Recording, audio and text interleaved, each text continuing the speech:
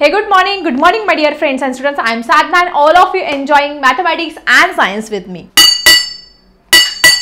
आता lesson start करण्याच्या अगोदर तुम्ही काहीतरी ऐकलं. येस, तुम्हाला समजलं असेल की आज आपल्या लेसनचं नाव काय आहे.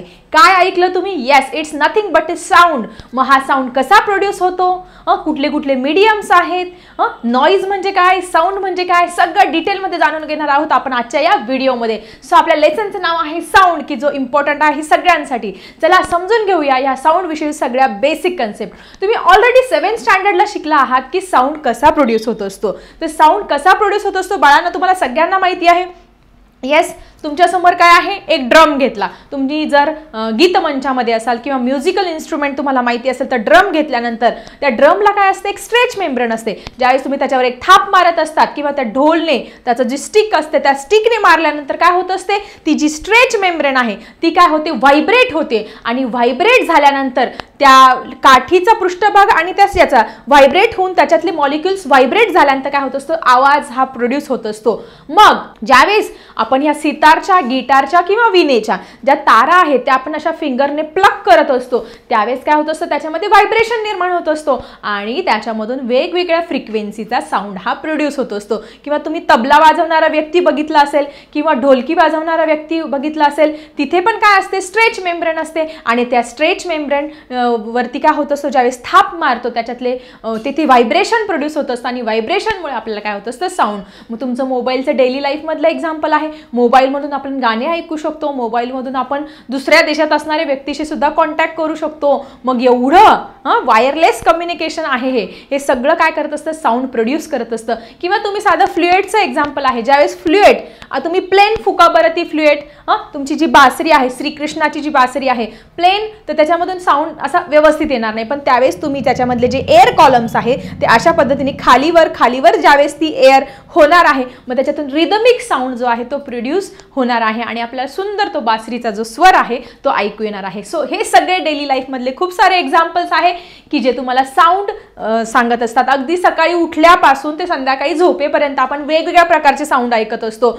सकाळी उठल्यानंतर पक्ष्यांचा आवाज ऐकत असतो, घरामध्ये तुमची मम्मी मिक्सर चालू करत असते, भांड्या पडत असतात त्याचा आवाज येत असतो, ट्रॅफिक तुमचे वेगवेगळे व्हेइकल्स आहे त्या व्हेइकलचा आवाज असतो, पानांची झाडाची जी पानं आहेत त्याची हालचाल होते, ते सळसळचा सुद्धा आवाज असतो. असे खूप सारे आवाज आपण झोपेपर्यंत ऐकत असतो. मग हे जो साऊंड आहे हा साऊंड कसा प्रोड्यूस होत असतो हेच आपण जाणून घेणार आहोत आजच्या या व्हिडिओमध्ये. आता तुम्हाला सगळ्यांना प्रश्न निर्माण झाला असेल की आपल्याला कुठल्याही गोष्टीचा साऊंड हा का ऐकायला येत असतो.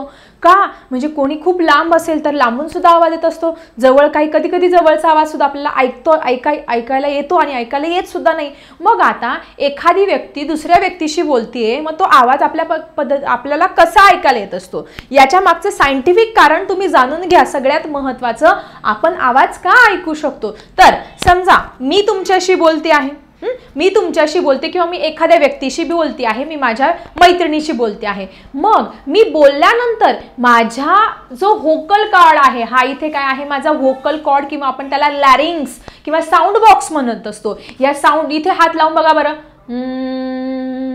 व्हायब्रेशन जाणवत आहे तुम्हाला किंवा ओ व्हायब्रेशन इथून काय होतोय, आपला साऊंड हा प्रोड्यूस होतोय. आणि हा साऊंड बॉक्समधून किंवा लॅरिंग्समधून जो व्होकल कार्ड आहे त्याच्यातून साऊंड प्रोड्यूस झाल्यानंतर आपल्या आजूबाजूला काय आहे, एअर प्रेझेंट आहे. म्हणजे एक मीडियम आहे, जे माध्यम आहे आणि ह्या एअरच्या द्वारे माझ्या तोंडाच्या अवतीभोवती जे एअर कॉलम्स आहेत किंवा जे पार्टिकल्स आहेत, जे मॉलिक्युल्स आहेत ते व्हायब्रेट होणार. ते व्हायब्रेट झाल्यानंतर ती एनर्जी पुढच्याला देणार. अशा पद्धतीने माझ्या आजूबाजूचे सगळे एअर कॉलम्स काय आहे, व्हायब्रेट होऊन माझी जी फ्रेंड आहे ती फ्रेंडच्या कानापर्यंत ते व्हायब्रेटेड जे एअर कॉलम आहे ते काही सेकंदामध्ये, मायक्रो सेकंदामध्ये जाऊन पोहोचणार. आणि माझ्या फ्रेंडच्या कानामध्ये गेल्यानंतर तिच्या कानामध्ये एक पडदा आहे. तुम्हाला सगळ्यांना माहिती ना, कानामध्ये आपला पडदा आहे. त्या पडद्यावरती जाऊन ते शब्द आदळणार, तिच्या त्या कानावरती जाऊन तिच्या पडद्यावरती ते शब्द आदळणार. तो पडदा व्हायब्रेट होणार. व्हायब्रेट झाल्यानंतर ते जे साऊंड आहे ते मेंदूपर्यंत जाणार. मेंदू ॲफरंट नर्व्हद्वारे मेंदू त्याचा योग्य तो अर्थ लावणार. ते इफरंट नर्व्हद्वारे आपल्याला सांगणार आणि मग तुम्हाला कळणार की मी काय बोलले ते. अशी लॉंग प्रोसेस काही मायक्रो सेकंदाच्या आत घडत असते आणि अशा पद्धतीने तुम्ही ऐकू शकत असतात. माहिती आहे, तुमच्या कानामध्ये एक बोन आहे, त्याला कॅल्युमोला बोन म्हणतात. तो काय करत असतो, जसं ड्रमवरती ढॅम ढॅम ढॅम, तसं आपण जे बोलणारे जे शब्द आहेत की जे हे व्हायब्रेशन्स आहेत ते आपल्या कानावरच्या पडद्यावरती अशा पद्धतीने जाऊन आदळत असतात, व्हायब्रेशन होत असतं आणि आपल्याला ऐकायला येत असतं. आता मी बोलती हे तुम्हाला कशा पद्धतीने ऐकायला येते, तर मी बोलते, माझ्या आजूबाजूचे एअर कॉलिन व्हायब्रेट होत आहेत, त्यानंतर माझा जो साऊंड आहे तो कॅमेऱ्यामध्ये रेकॉर्ड होतोय, रेकॉर्ड झाल्यानंतर ते सगळं व्हिडिओ वगैरे तयार झाल्यानंतर तो तुमच्या मोबाईलमध्ये येतोय आणि मोबाईलमध्ये काय होतंय, तुम्हाला तो मोबाईलमधून तो सॉलिड असल्यानं मीडियम आहे, त्या सॉलिड सबस्टन्सद्वारे तुम्हाला काय येतं, तो तुमच्या कानामध्ये जातोय. माझा आवाज परत कानाच्या पडद्यांवरती आदळतोय, मग मी काय साऊंड विषय तुम्हाला शिकवते हे तुम्हाला समजतंय आणि मग तुम्हाला ऐकायला येते. सो अशा पद्धतीने ही डीप प्रोसेस घडत असते, अशा पद्धतीने आपल्याला ऐकायला येत असतं. कशामुळे, आपल्या लॅरिंग्स किंवा आपण हा जो साऊंड बॉक्स आहे किंवा वोकल कॉर्ड आहे याच्यामुळे आपल्याला हे ऐकायला येत असतं. स्टुडंट्स, आपण म्हणत असतो, तुम्ही कधी मुका व्यक्ती वगैरे बघितलं असेल की ज्या व्यक्तीला बोलता येत नाहीये, तर ॲक्च्युली त्या व्यक्तींच्या बाबतीमध्ये काय घडत असतं, आपण सुद्धा ते करू शकतो. बघा, तुम्ही काय करा, तुमची जी जीभ आहे ती हाताने अशी पकडून बघा, तुम्हाला तरी बोलता येतंय का. ॲक्च्युली ते जे व्यक्ती असतात त्यांच्या साऊंड बॉक्समधून साऊंड हा प्रोड्यूस होत असतो, ते कुठल्याही प्रकारचे आवाज काढू शकतात. तुम्ही बघा, त्यांची पण एक भाषा असते, ते एकमेकांशी बोलताना वेगवेगळ्या हातवाऱ्यांचा वगैरे उपयोग करत असतात, त्याद्वारे ते एकमेकांशी कम्युनिकेशन करत असतात. परंतु ती स्पीच ते बोलू शकत नाही, ते शब्द बोलू शकत नाही, हा प्रॉब्लेम आहे. ते साऊंड आणि बोलणं हे वेगवेगळं आहे. साऊंड म्हणजे ते वेगवेगळ्या प्रकारचं साऊंड वगैरे प्रोड्यूस करू शकतात, परंतु ते बोलू शकत नाही. आपण सुद्धा आपली जर जीभ नाही, असं जर आपण इमॅजिन केलं, अशी जीभ हाताने धरून ठेवली तर बघा अशा पद्धतीने होणार आहे की नाही आपलं, म्हणजे आपण पण साऊंड प्रोड्यूस करू शकतो पण बोलू शकणार नाही जर आपल्याला ही जीभ नसती तर. सो मुक्या व्यक्तींच्या बाबतीत हे अशा पद्धतीने घडत असतं. मग आता हे साऊंड्स विषयी तुम्हाला पुस्तकामध्ये एक छानसा एक्सपेरिमेंट दिलेला आहे. तुम्ही 15.1 तुमची डायग्राम बघा, त्या डायग्राममध्ये काय दाखवलेलं आहे, ट्युनिंग फॉर्क दाखवलेला आहे. हा ट्युनिंग फॉर्क तुम्हाला इझिली कुठे अवेलेबल होईल, तुमची जी सायन्स लॅब आहे त्या सायन्स लॅबमध्ये तुम्हाला हा ट्युनिंग फॉर्क नक्की बघायला मिळेल. नक्की बघा तुम्ही एकदा तुमच्या सायन्स लॅबमध्ये जाऊन हा ट्युनिंग फॉर्क. तर हा ट्युनिंग फॉर्क बनलेला असतो, त्याची जी एक दांडी असते, आपण म्हणतो कुठलंही आपण गुलाबाचं फूल घेतलं त्याची काय असते, दांडी असते आणि वरती ते फूल असतं. मग त्याची जी दांडी आहे त्याला आपण स्टेम म्हणत असतो आणि त्याचे जे दोन असे समोर दिसणारे जे असे हे आहेत त्याला आपण प्रॉंग्स म्हणत असतो की जे व्हायब्रेट होत असतात. ठीक आहे, मग ज्यावेळेस आपण हा ट्युनिंग फॉर्क जो आहे तो एखाद्या रबरावरती किंवा कुठल्याही पृष्ठभागावरती अशा पद्धतीने आदळत असतो, मग ते काय करत असतात, ते जे प्रॉंग्स असतात ते एकमेकांच्या असे जवळ येतात म्हणजे कॉम्प्रेशन होत असतं आणि त्याच्यातून साऊंड प्रोड्यूस होत असतो. किंवा अजून आदळल्यानंतर थोड्या वेळाने काय होत असतात, ते असे आल्यानंतर परत दूर जात असतात, रेअर फ्रॅक्शन होत असतो आणि हळूहळू त्या साऊंडची तीव्रता जी आहे ती फ्रिक्वेन्सी काय होत असते, कमी होत जात असते आणि तो साऊंड हळूहळू कमी होत जात असतो. मग कुठलाही पदार्थ घ्या, तुमची शाळेची घंटी घ्या किंवा तुमची घरामधली इलेक्ट्रिक बेल घ्या, या सगळ्यांमध्ये प्रत्येक वेळेस एकदा कॉम्प्रेशन आणि एकदा रेअर फ्रॅक्शन हे होतच असतं. तुम्ही शाळेची घंटा कधी वाजवली का, बघा ज्यावेळेस ती घंटा वाजवत असतात आपले मामा, शिपाई मामा आपले वाजवत असतात, त्यावेळेस तो जो टोल असतो आणि ती घंटी आहे ते काय करतात, एकमेकांवरती आदळल्यानंतर काय होत असतो, साऊंड प्रोड्यूस होत असतो आणि थोड्या वेळाने त्याची तीव्रता टिकते आणि थोड्या वेळाने हळूहळू ते व्हायब्रेशन जसे कमी होत जातील तसे त्या साऊंडची जी तीव्रता आहे ती कमी होत जात असते. मग आता पिक्चरमध्ये 15.1 मध्ये there is picture of tuning fork which is, मतलब तुम्हाला जर ट्युनिंग फॉर्क विषय किंवा ह्या एक्सपेरिमेंट विषय लिहायचं असेल तर तुम्ही लिहू शकता, tuning fork is made up of 2 prongs and 1 stem. त्यांना काय असते, 2 prongs असतात आणि एक स्टेम असते. Keeping the distance of stem steady, if the prongs are struck they start vibrating. ज्यावेळेस आपण ते आदळणार ते काय होतात, व्हायब्रेट करत असतात. So you can see that in the picture 15.2a डायग्राममध्ये जर बघितलं, जर स्टेडी पोझिशनमध्ये तुमचा जो ट्युनिंग फॉर्क आहे तो स्टेडी पोझिशनमध्ये असेल, आपण काहीच केलं नाही तर त्या लाईन स्ट्रेट लाईन अशा पद्धतीने इथे दाखवलेल्या आहे. Then here is the vertical lines which is equally spaces vertical lines तुम्हाला 15.A या डायग्राममध्ये बघायला मिळतील. It indicates that the average distance between the air molecules is same everywhere. सगळीकडे काय आहे ते ॲव्हरेज डिस्टन्स काय आहे तुमचं सेम आहे. And the average air pressure in ABC are also same. Average air pressure पण सेम आहे आणि ॲव्हरेज तुमचं जे एअर मॉलिक्युलचं जे डिस्टन्स आहे ते पण काय आहे इथे सेम आहे. 15.A मध्ये स्टेडी तुमचा जो ट्युनिंग फॉर्क आहे तो स्टेडी पोझिशनमध्ये आहे. आपण त्याला काही केलेलं नाही. पण ज्यावेळेस आपण तो आदळणार आहोत तर तुम्हाला त्या लाईन्स दिसतात एकमेकांच्या खूप क्लोज आहेत. अशा पद्धतीने व्हायब्रेशन्स निर्माण झाल्यानंतर त्या लाईन्स एकमेकांपासून काय येणार आहे अशा कॉन्ट्रॅक्ट होणार आहे किंवा कॉम्प्रेशन त्यांच्यामध्ये होणार आहे. आणि ज्यावेळेस त्याची ती तीव्रता कमी होईल परत त्या लाईन्स एकमेकांपासून दूर जाणार आहे. रेअर फ्रॅक्शन तुम्हाला इथे बघायला मिळणार आहे. सो स्टुडंट तुम्ही डायग्राम बघू शकतात. 15.A आहे, B आहे आणि C आहे. आता पहिल्या डायग्राममध्ये तुम्हाला अशा स्ट्रेट लाईन दिसत आहेत.